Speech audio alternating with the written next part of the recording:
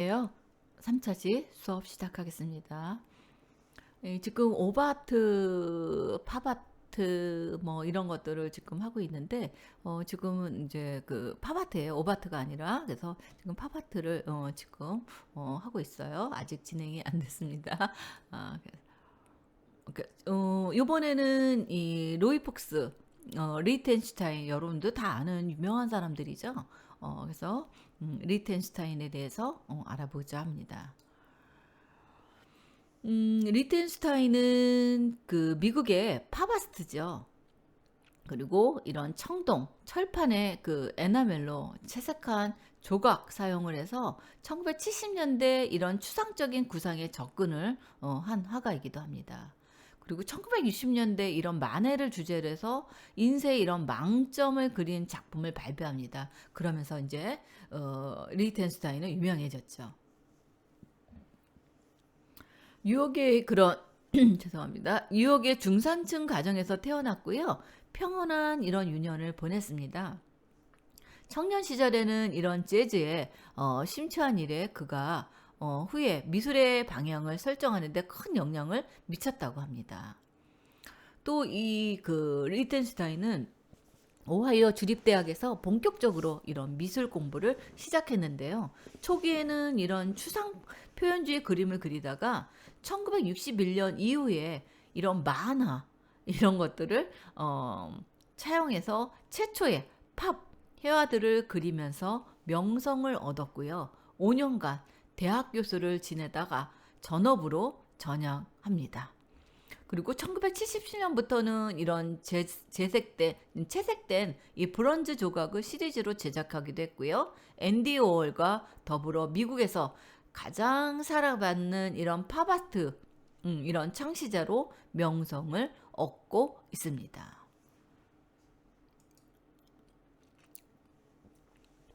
그 아들의 생일 선물로 미키마우스를 그려주다가 작품 구상에 힌트를 얻었대요. 그래서 본격적으로 이런 활동을 시작하던 당시에 리텐슈타인은 뉴욕타임즈에 의해서 미국에서 가장 형평없는 예술가들 가운데 하나라는 이런 지목되는 수모를 겪어가기도 했다고 합니다. 생각해 보세요. 이 만화 같은 거는 그 당시만 해도 굉장히 좀 이렇게 예술로 쳐주지는 않았다는 거죠. 우리나라 같은 경우도 요즘은 이제 안 그렇지만 예전에만 해도 이제 그런 것들이 되게 심했죠. 예. 아마 그 미국 사회가 굉장히 개방적인 것 같지만 사실은 굉장히 더 태폐적이고 보수적인 나라일 수도 있습니다. 그래서 작품 주제는 크게 로맨스와 전쟁. 이는 이 만화책이 이 소녀용 순정 만화와 소년용 전쟁 만화 둘로 양분되는 이렇게 해서 작품 속에서 당연하게 묘사되었던 것이 이 쾅이입니다. 그래서 용명한 이 주인공이 마침내 적군을 물리치는 이런 절정의 순간 모든 소년이 손에 힘을 땀을 쥐고 열광하는 감동적인 장면을 묘사한 듯한 이런 표정을 했다는 거죠. 그래서 그 미국의 대표적인 팝아트 미술가로 성장을 합니다. 그리고 만화의 장면을 캠퍼스에 옮긴 작품으로도 유명하고요. 그래서 죄송합니다. 그 앤디 홀은 이런 팝아트의 대표적인 화가가 신문, 뭐 이런 만화의 캠퍼스로 점점 그려서 확대 가면서 이제 유명해졌습니다.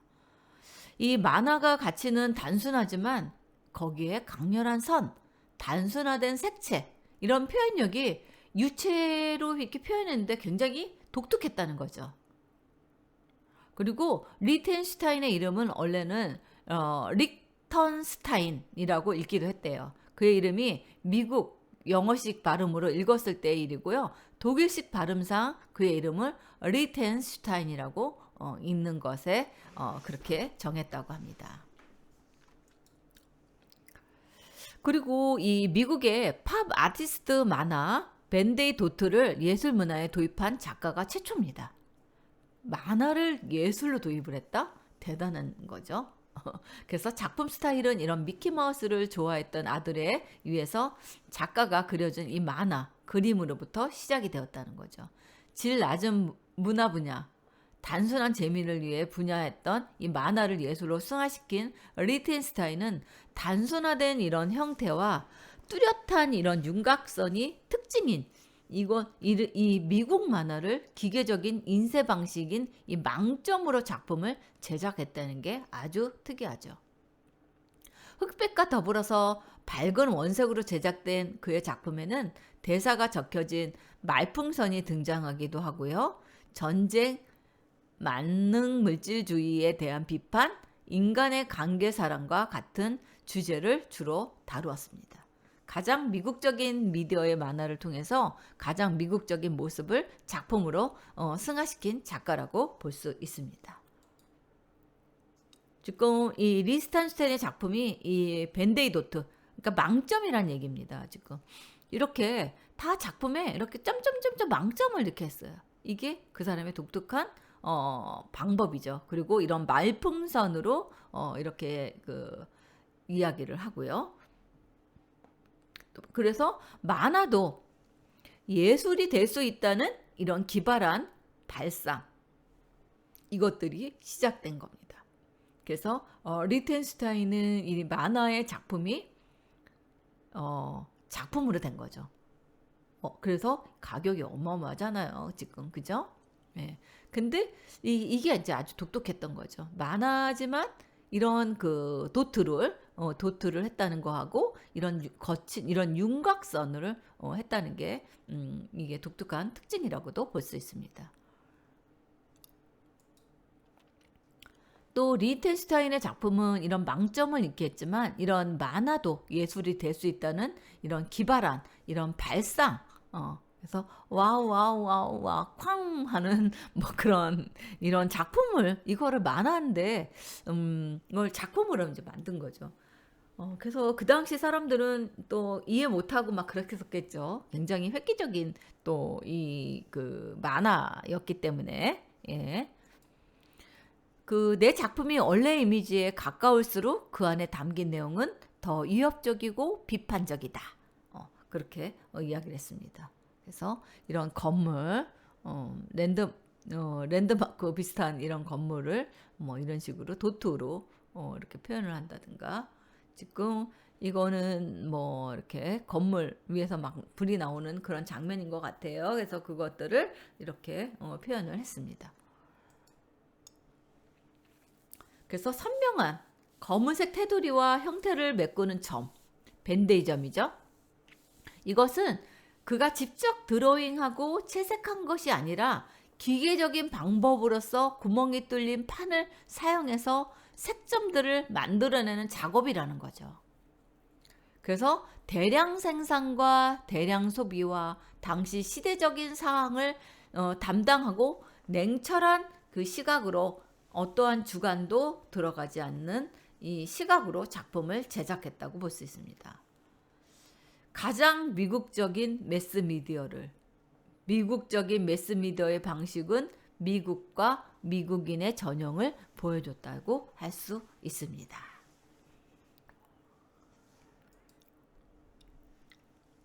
이거는 그 당시 시대적 상황은 그 얘기입니다. 이 전쟁 중에 경제와 이 호황을 하자 시골에 있던 청년들은 도시로 일자리를 구하려 몰리게 되었고, 이렇게 급격하게 변화된 인구의 분포로 인해서 한 세기 동안 문제가 된 이런 인종차별 문제가 불거지고 있다는 거죠. 그래서 이 베이비붐으로 인한 이 급격한 인구의 증가와 중산층의 증가로 인해서 소비가 늘게 되었고, 그에 따라 일자리도 많이 늘게 되었고, 나중에는 20대가 전체 인구의 50%가 넘을 정도로 그렇게 되었다고 합니다. 그리고 소련의 원자력 무기 개발도 미국인들은 온통 반공산주의에 휩쓸어게 되었고요. 공산주의자들의 침략에 맞서 싸우게 되고, 그 당시 공포와 불안감이 쌓이는 이런 시기가 되었다고 합니다. 이거는 지금 어쩌면 이러는데, 그가 아파서 스튜디오를 비우지 못하는 걸 거야. 연인들의 사랑을 주제로 한 작품이라고 합니다. 그래서 광고와 신문 잡지, 음식, 의식주, 가전제품, 영화 스타와 대중적인 대중문화를 이끌어 나가는 이런 탑스타, 유명인사, 만화 이런 것들을 관심을 가지고 작업을 하게 된 거죠. 초기에는 예술 쪽으로만 관심이 있었지만 나중에는 점점 상업적으로 더 유명해집니다. 이게 이제 밴데이 점입니다.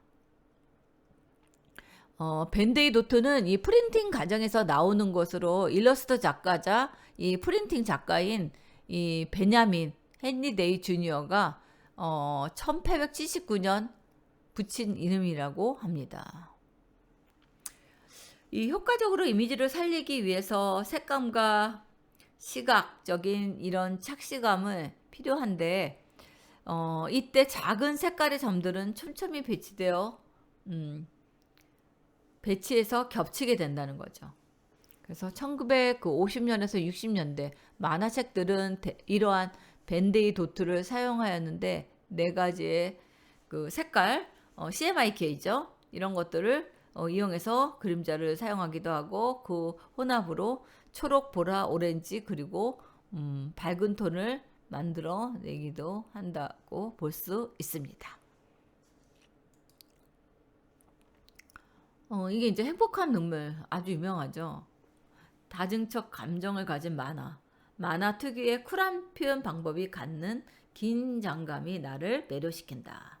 눈물은 감정이 극한으로 치달을 때까지, 예를 들어서 너무 슬프거나 혹은 너무 기쁠 때 생겨나면 매우 자연스러운 이런 감정 표현의 결과라고 말합니다. 살짝 미소를 띠고 있는 그림 속의 그 여인에게서 무언가 슬프고 마음이 상할 일이 있었다기보다는 가슴 벅찬 행복과 앞으로 다가올 좋은 날들을 위한 설렘과 기대를 안고 있다는 거죠. 그래서 누군가의 설명을 듣지 않아도 이 그림은 보는 사람들로 하여금 기분 좋은 이런 아우라를 감지한다는 거죠. 만일 이 그림 속의 여인이 오랫동안 사랑의 상처 때문에 가슴 아픈 시기를 거친 후 그 상처를 치유해주고 새롭게 사랑을 나눌 수 있는 사람을 만났다면 그에 대한 설렘과 기쁨 때문에 행복한 눈물을 흘리고 있는 거겠죠? 하고 퀘스천 마크를 넣었습니다. 또 이 그 팝아트의 특징들을 보면 에로티시즘의 표현이 있습니다. 대량 소비 사회에서 현실을 반영한 이 팝아트는 매스미디어의 통속적인 주제, 사랑과 성을 통하여 진실된 이런 인간 존재의 참모습을 찾고자 하였고요. 도구화된 이런 성과 상업화된 이 성 표현은 진정한 이런 에로티시즘의 의미를 환기시켜 준다고 볼 수 있습니다. 또 팝아트가 에로티시즘에 관련이 있는 것은 대량 소비, 즉 상업적 전달 메시지로서 가장 큰 영향을 미치는 것이 바로 성이기 때문에 이러한 경향은 섹스와 매력을 강조해서 인체와 젊음을 개방하고 노출된 윤곽선으로 에로티시즘의 이미지를 자연스럽게 표현하고 새로운 에로티시즘으로 탄생시킨다 하고 얘기합니다. 그리고 레터릭과 그라피토 기법은 민속적 의미인 이런 성적이나 표적들을 사용해서 자극적이고 선명한 효과로 디자인 요소의 대칭과 균형을 강조합니다. 그래서 화면에 문자나 숫자들의 기호를 사용한 이 팝아트는 날카롭고 선명한 효과로 비개성적이고 반감적인 이런 차디찬 기계적인 감성을 추구합니다. 그래서 그라피토란 고대의 건축물에 당시 사람들이 남긴 낙서, 그리고 그림, 글자 이런 것들이 팝아트 작가들에 의해서 하나의 기법으로서 작품의 활용이 되기 시작했다고 볼 수 있습니다. 다음은 아사블란스 전위예술의 표현입니다. 기존 가치를 무너뜨리고 이전에는 작품의 소재로 사용치 않던 일상생활 주변의 기성 이미지의 비예술적 여부자를 선택하는 이 새롭고 전위적인 시도와 재래의 조각이나 해악 기법에 반대하는 이 아상블라주의 표현은 팝 아트적 요소입니다. 그래서 아상블라주는 신문이나 잡지 등 종이를 찢어 붙이는 콜라주로서 발전한 다른 오브제나 폐품을 모아 부착시키는 기법을 하면 됩니다. 작품의 소재는 무한하게 만들 수 있도록 가능성을 열어주고요.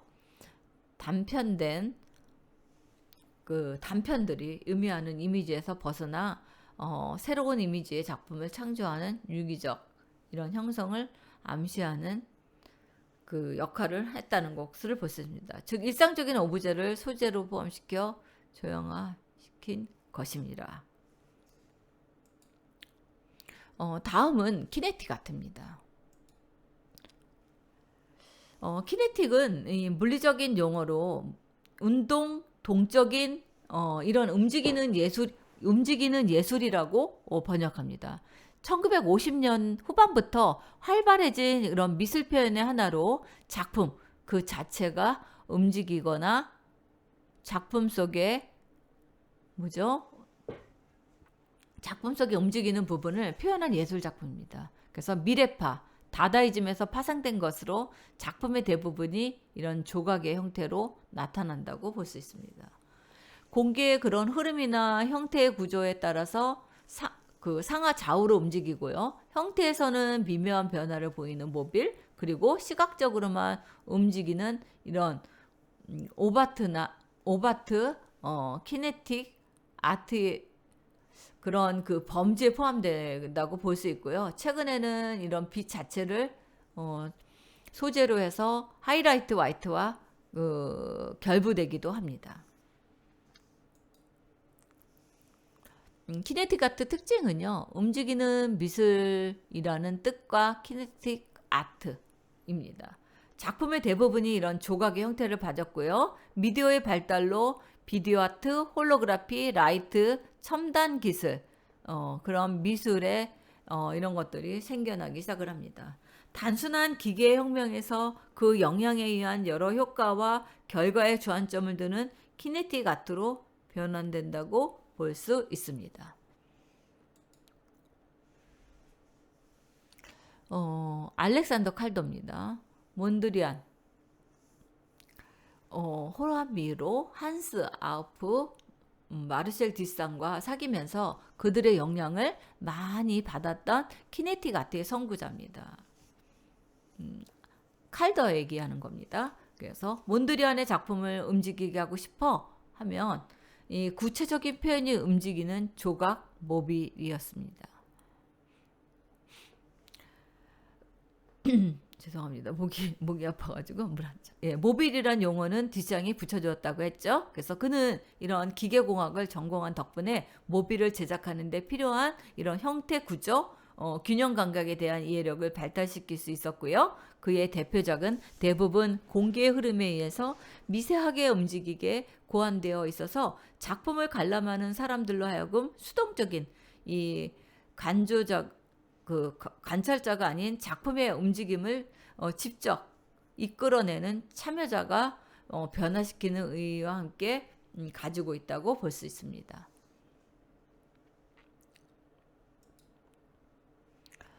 관람자의 움직이나 바람과 같은 공기의 변화에 의해서 끊임없이 움직이고 형상이 바뀌는 이런 자신의 이런 모빌 작품에 대해서 칼더는 4차원적 드로잉이라고 표현을 합니다. 1960년대 이후에 그 대형 조각 붐이 일하면서 그의 그 작품들은 비행장이나 미술관, 광장 등에 세우기도 했고요. 칼더가 만든 작품이 모두 움직이는 모빌은 아니다는 거죠. 칼더는 이런 건축물이나 공공장소, 야외에 어울리는 고정된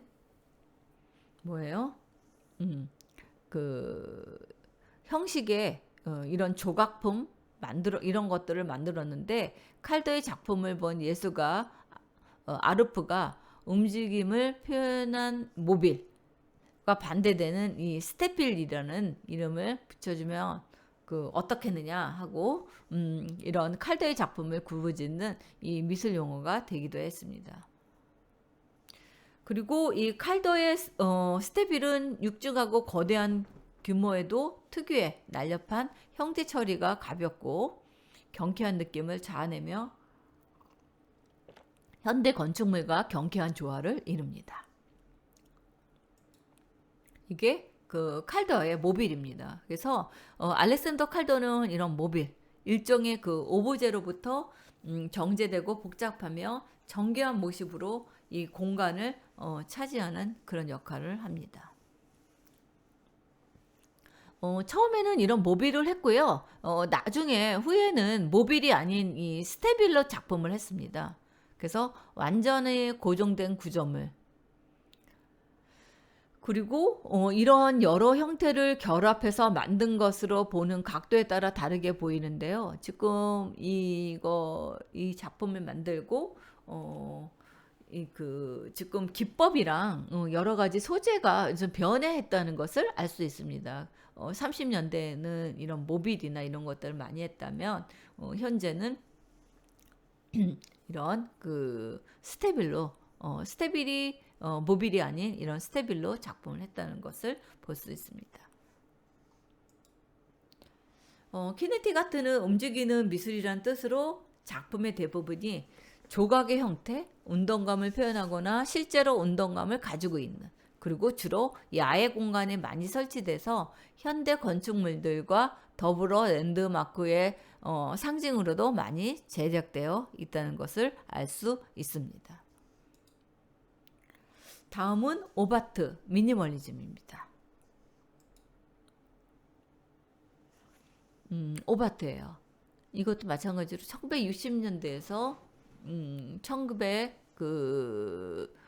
어떻게 보면 그 60년대에 새롭게 등장한 건 아니고요. 그 기원은 독일 바우하우스 작가들, 미국의 오바트 미술을 이끈 화가, 그리고 바우하우스에서 교육을 받으며 이곳에서 교폰을 잡기도 한 사람, 그리고 그 기하적 추상 미술의 한 흐름, 착시 효과를 이용하는 것이 특징이라고 볼 수 있습니다. 그리고 시각적으로 평창했다가 수축했다가 앞으로 나왔다가 뒤로 간 것처럼 보이기도 하고 움직이는 것 같기도 하고 눈의 착시 현상을 불러키는 그런 것들이 감성으로 본다는 거죠. 그래서 영국의 라일리, 독일, 미국 화가 조셉 엘버트 바지렐리, 이게 라일리입니다. 그래서 이런 그 율동감 이런 것들을 볼 수 있겠죠. 다음은 미니멀리즘입니다. 단순함과 간결함을 추구하는 예술과 문화적인 흐름입니다. 제2차 세계대전을 전후로 해서 시각 예술 분야에서 출연해서 음악, 건축, 패션, 철학 등 여러 영역으로 확대되어 다양한 모습으로 나타나고 있습니다.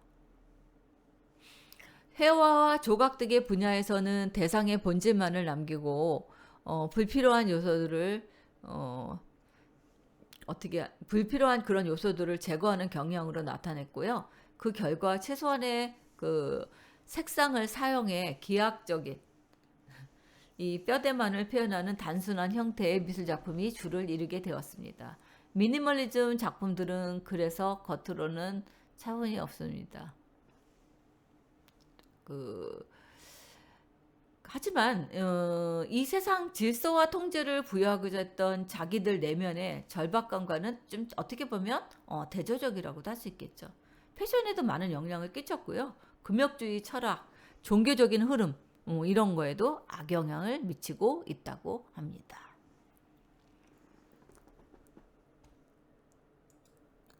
미니멀리즘의 특징입니다. 단순함과 감결함 추구고요. 비개성적인 엄격함, 산재용 재료 사용, 단순 명백한 기하학적 형태의 반복, 다양한 영역에서 많은 영향을 끼침.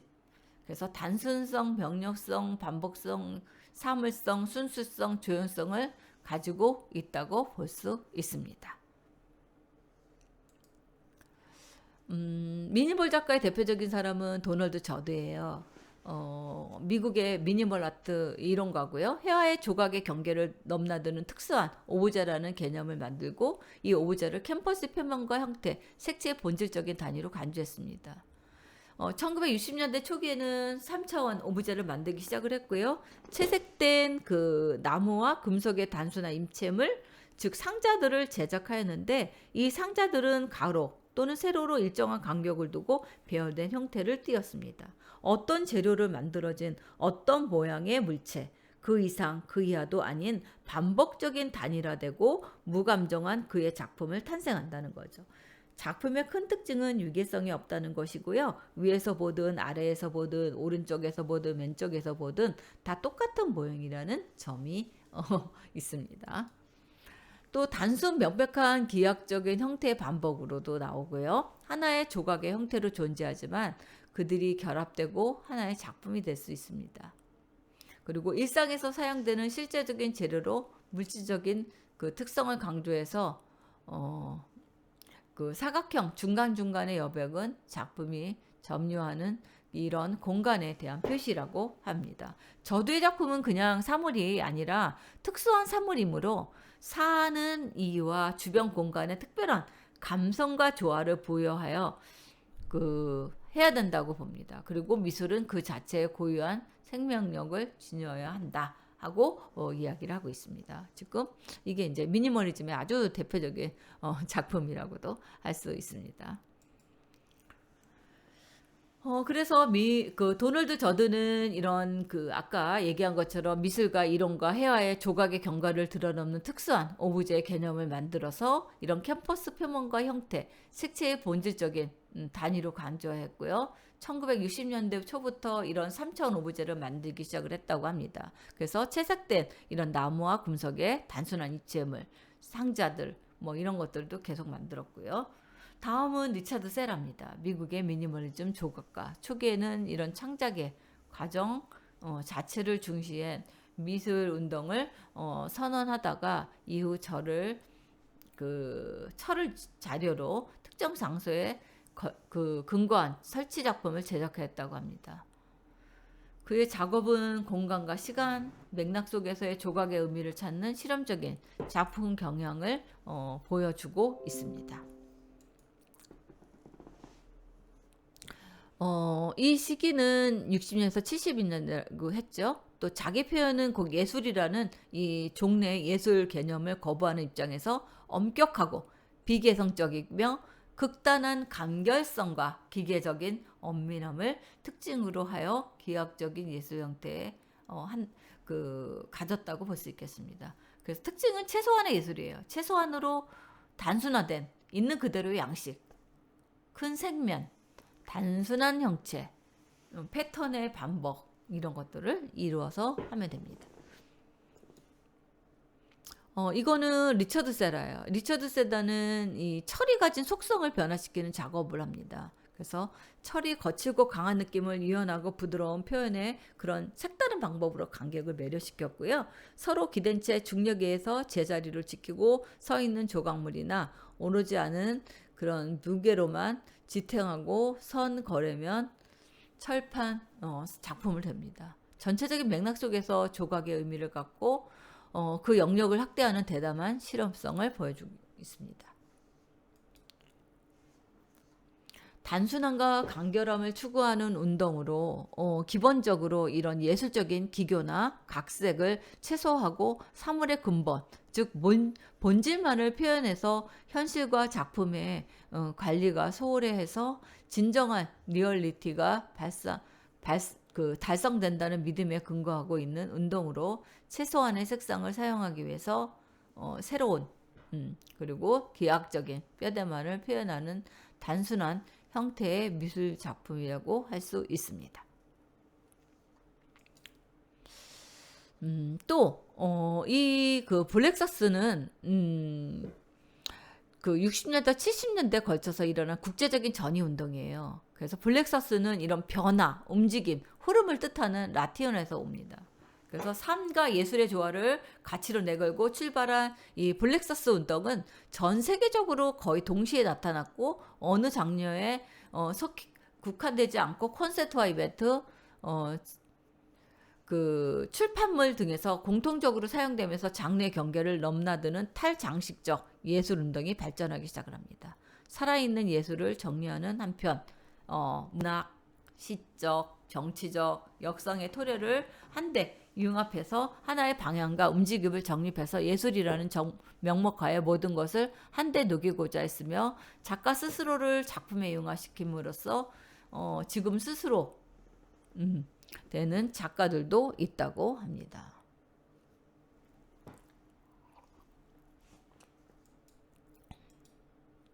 그래서 특징을 보면 삶과 예술의 조화를 가치로 보고요. 어느 장르에 국한되어 있지 않고 통합 예술적인 성격이며 현대 예술에 많은 영향을 받습니다. 이게 이제 미키마우스입니다. 미키마우스는 이 리투아니아 출신의 미국 행위예술가 블랙서스 운동의 창시자고요. 오노 요코는 행위미술과 기념예술로 현대예술에 영향을 끼친 일본의 전위예술가 겸 음악가입니다. 1963년 나신이 될 때까지 관객에게 가위로 옷을 자르게 하는 자르기 퍼포먼스 명상을 얻었다고 합니다. 그리고 60년대 비틀즈의 존 레논과 만나 결혼했고요.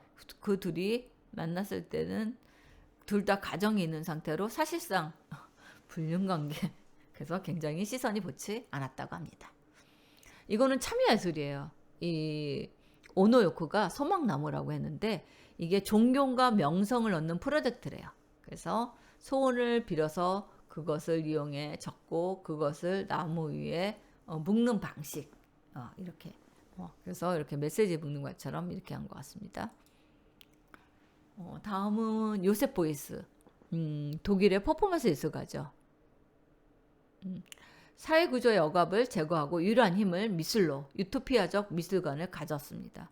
비정통성 재료와 의례적인 행위가 특징적인 작품들로 많은 농정을 분류해서 정치와 사회 문제에 항상 미술관을 연결시킵니다. 모든 것은 시공간을 통해서 사회적 조각으로 통합된다는 것이라고 생각하고요. 이 확장된 미술 개념을 통해서 현대인의 항폐하고 비인간적인 삶과 사회를 치유하고 개념 미술, 행위 예술, 환경 미술 이런 것들이 속함으로써 그 신표현주의에까지 영향을 미치기도 했다고 합니다. 또 한국의 그 백남준 작가가 절친관계로도 알려져 있고요. 낡은 의자에 삼각형으로 잘린 지방 덩어리 그래서 지방은 기온에 따라 유동적으로 변한다는 거죠. 그래서 그 지방이 녹아서 형태가 변하는 거 규칙에서 빌규칙으로 억압된 상태에서 자유로운 그 상태성 정형에서 무정형으로 가는 이런 표현을 작품으로 이렇게 만들었습니다. 다음은 백남준입니다. 백남준 우리나라 다 아시죠? 여러분들도 대표적인 그것만 넘어갈까요? 그래서 비디오 예술의 선구자며 다양한 매체를 통해서 예술에 대한 이런 정의 표현을 확대시켜서 했고요. 이 사람도 처음에는 그 일본에서 음악사와 미술사를 공부하고 독일로 유학을 갔다가 거기서 이 아방가르드 작곡가 존 케지 영향을 받아서 블랙서스 그룹에 가담을 합니다. 그래서 거기서 이런 작품 활동을 하면서 이제 유명세가 됐죠. 블랙서스는 이 흐름, 변화, 움직임이라는 뜻에서 예술의 개혁의 그 흐름을 주입시켜야 하고 살아있는 예술, 반예술의 예술적인 예술을 발전시켜야 한다고 했습니다. 그래서 삶과 예술의 조화를 가치로 생각해서 예술이 그 한 장르에만 국한되지 않고 통합 예술로 나아가는데 큰 역할을 해야 된다고 볼 수 있습니다. 의도와 역할은 가지지 않는 예술로서 자유로운 흐름, 즉 탄생과 죽음 부활과 그것들의 과정을 각자의 그 방법으로 표현했다고 볼 수 있습니다. 그래서 문학, 사회, 정치적 혁명의 이런 것들을 토대로 한데 융합되어서 하나의 방향성과 움직임을 정립해서 예술이라는 명목하에 모든 것을 한데 녹이고자 했고요. 작가 스스로 작품에 융합시킴으로써 스스로 작품이 되는 작가들도 있다고 합니다. 예, 그렇게 해서 오늘 수업은 여기까지 마쳤고요. 다음 주에는 아마 기말고사를 볼 것 같아요. 그래서 여러분들 다음 주에는 혹시 메모장도 같이 좀 준비해 주셨으면 감사하겠습니다. 예, 오늘 수업은 어 그리고 다음 주에는 지금 여러분들이 보듯이 이렇게 기말 과제가 있습니다. 예, 다음 주에 뵙겠습니다. 예, 감사합니다.